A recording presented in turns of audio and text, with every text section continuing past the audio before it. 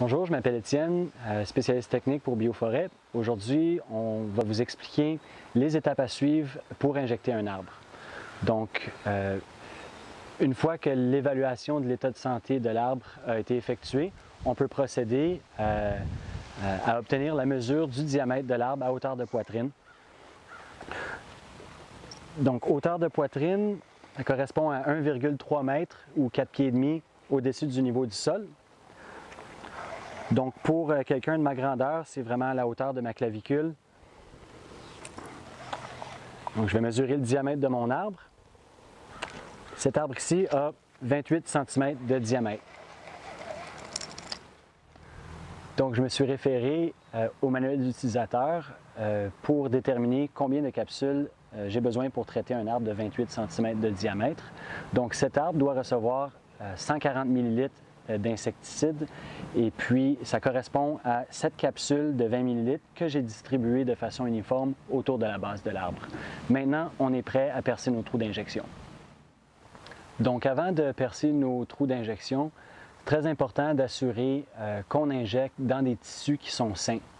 Et puis, si on regarde à la base du tronc ici, on voit qu'il y a une certaine région, il semble avoir une vieille blessure ici. Donc, je vais m'assurer d'éviter cette région-là. Je vais positionner mes capsules de chaque côté de cette ancienne blessure pour m'assurer que j'injecte des tissus qui sont sains. Donc, je suis prêt à percer mon premier trou d'injection. Évidemment, j'utilise une mèche à hélice serrée de 15/64 de pouce. Donc, je vais orienter ma perceuse légèrement vers le bas. Mon premier site d'injection va être à 10 cm au-dessus du niveau du sol. J'ai réglé la vitesse de ma perceuse au réglage le moins rapide possible. Et puis, ce que je cherche, c'est une motion fluide. Je rentre et je sors rapidement. Donc, évidemment, je regarde toujours la couleur de la sciure suite au perçage du trou pour m'assurer que j'injecte des tissus qui sont sains. Et puis, j'insère mon embout dans le trou d'injection en tournant, puis je devrais entendre un petit son qui m'assure que le saut entre l'embout et le trou d'injection est bon. Puis ensuite, j'accouple ma capsule. On est prêt à passer au prochain site d'injection. Donc, nos capsules sont vides. On a donné 1 ou 2 minutes à l'arbre pour absorber la pression résiduelle. On est prêt à retirer les équipements. Très important que les embouts retournent dans un bain nettoyant pour assurer qu'ils sont stérilisés d'un arbre à l'autre.